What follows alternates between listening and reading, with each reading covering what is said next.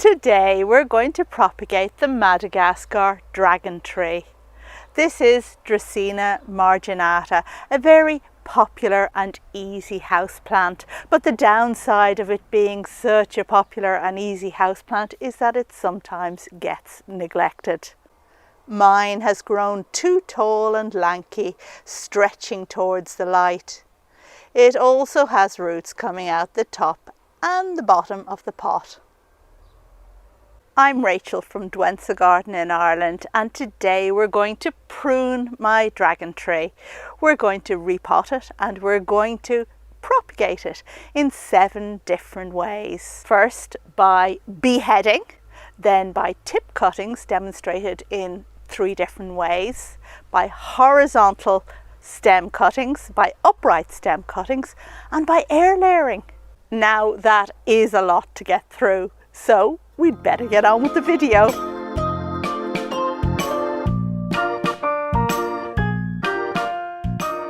You are very welcome to this video about propagating the Madagascar dragon tree in 7 different ways, about how to repot it and how to prune it. Now, if you've come to this video looking to know how to grow it more optimally, then the good news is I made a separate video about that, which I'll link to in the video description down below. Before we start, you should know that I'm carrying out this job in summer. Most propagations are best done in spring, but this is an easy plant, and generally speaking, no matter what time of year you choose to propagate it, you are probably going to be successful. Let's take a look at how this tree grows so that we can know how to propagate it. Like many tropical climbers, palms and plants, the dragon tree's trunk is marked from the many leaves which grew as it developed and fell with age. These scar lines are important as they contain dormant nodes that will spring into active growth if coaxed. The first thing we're going to do is to prune this plant. Now that's going to improve the overall shape, and it's going to trigger new growth, fresh new growth, and give us loads of propagating material for the 7 propagations we're about to do. On my tree we can see where it was cut many years ago and how 3 new shoots grew from that cut. I want a lower plant, a bushier plant with 3 to 5 different levels. So my plant has roughly just 1 level. The 3 growths are roughly the same height, but I want to stagger them a bit better. Using a sterilised secateurs, I'm going to cut 2 of these 3 stems off just above a node. I'm cutting them at different levels to give the staggered effect I'm looking for. As a little side note, don't ever prune one of these plants right to the ground because it mightn't regrow. Now, I would normally cut all 3 of these stems, but the 3rd one I'm leaving here in place because I want to use it to do some air layering at the very end of this video. I know the plant looks a bit funny now because there's 1 big shoot that's sticking up and 2 that have been cut, but the 2 that have been cut will very soon send out new shoots. Maybe numerous ones from the node that's just below the cut, and these will mature in time to proper heads and the plant will bush up. Now, don't allow each stem to produce more than 5 shoots, otherwise you'll have a bit of a tangled mess with shoots pointing inwards and interfering with the shoots from, well, the rest of the plant. I'm now going to repot the mother plant, and I do this by selecting a pot that's 2 inches or 5 centimetres wider in diameter than the original pot. You can repot every 2 years, but in all honesty, this is a plant that can withstand some abuse and can be left in its original pot for several years.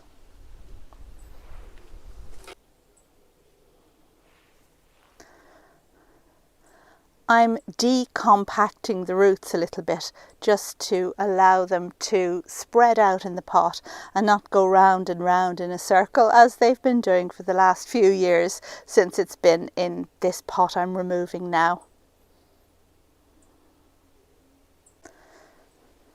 I'm using a well-drained soil, and I've made this up by using 50% potting mix and 50% perlite.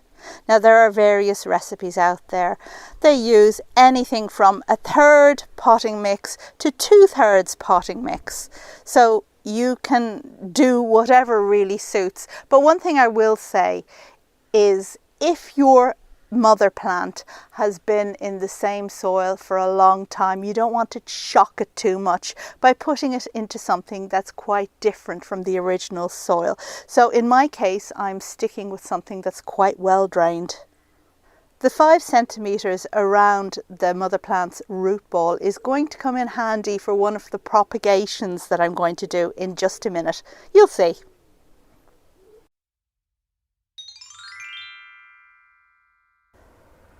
Now on to my first top cutting, and I'm going to need at least 2 nodes on each of these cuttings.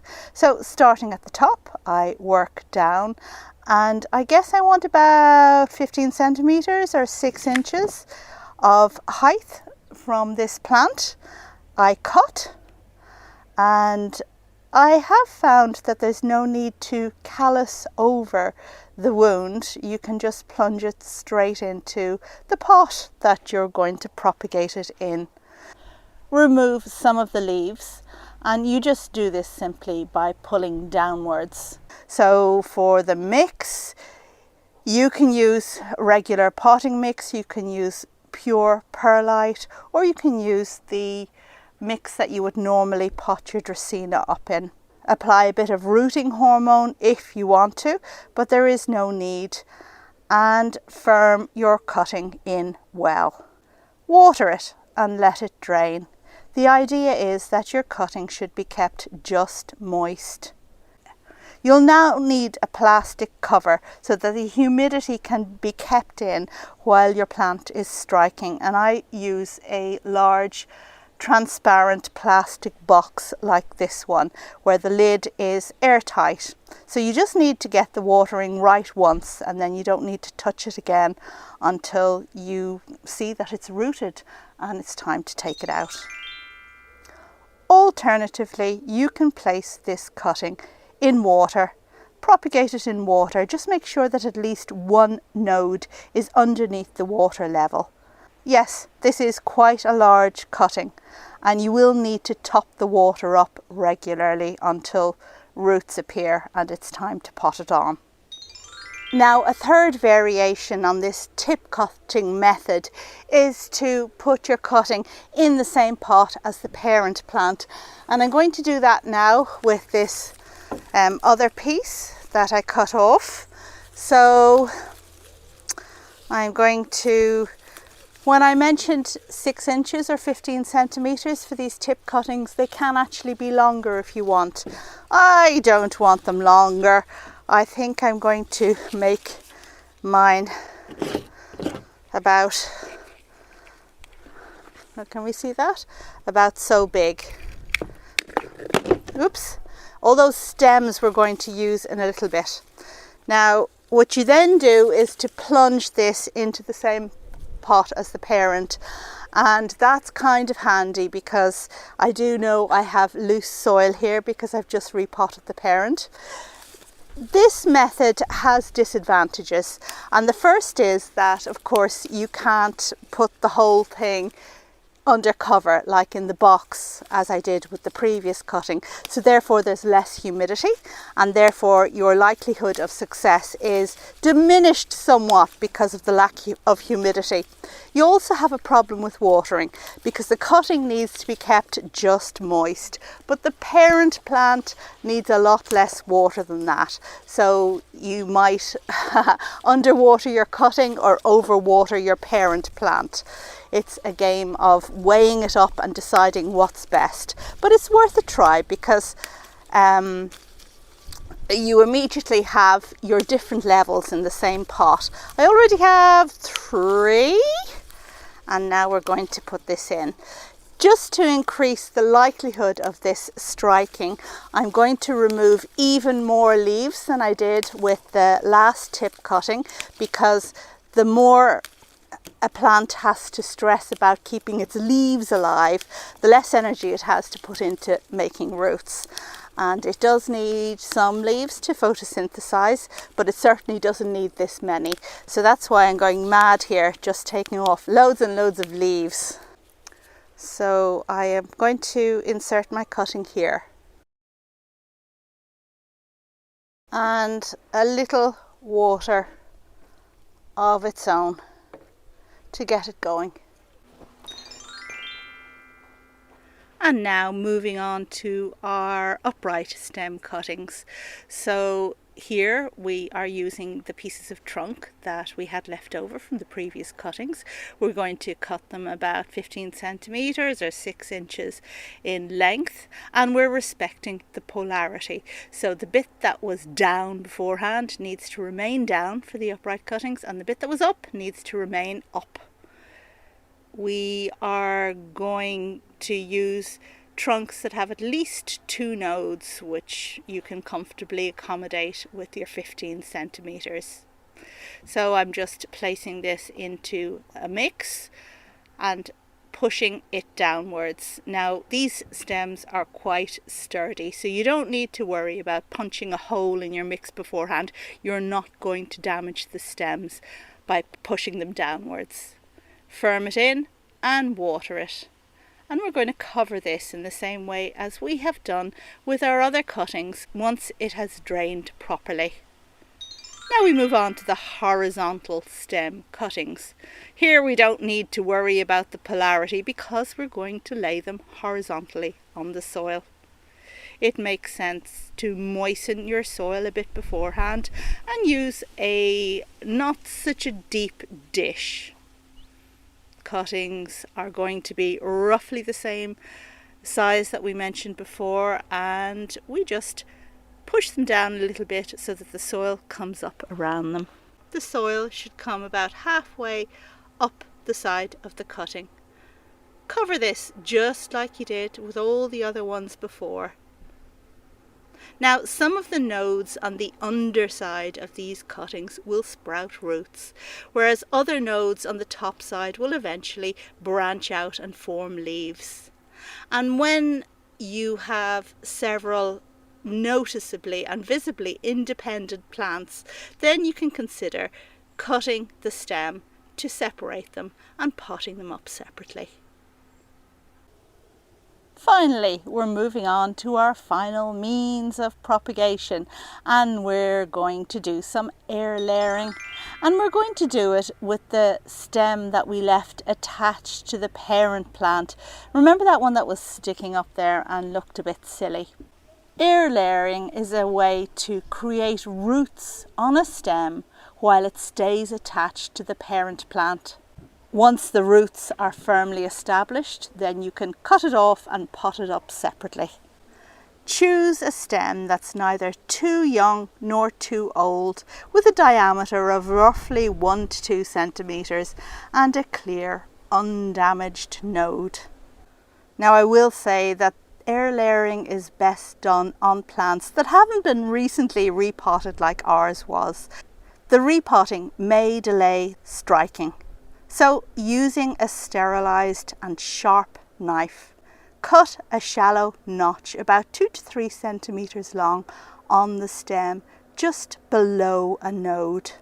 The cut should penetrate the cadmium layer, encouraging root initiation, but slicing too deeply can expose the pith and invite rot. Aim for a depth that reaches the green tissue beneath. So that's roughly 1 to 2 millimeters. Next, press moist sphagnum moss around the cut, keeping the moss damp but not soggy. This creates a localized environment where roots can emerge while the stem remains attached.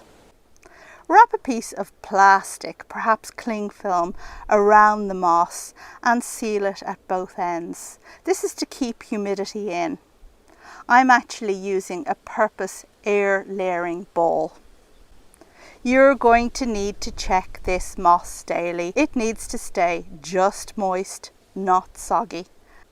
And rooting will probably take 1 to 2 months.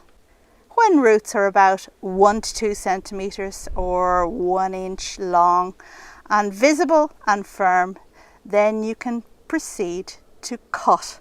So you will separate your little plantlet from the parent. You'll cut the stem and pot the plantlet up separately.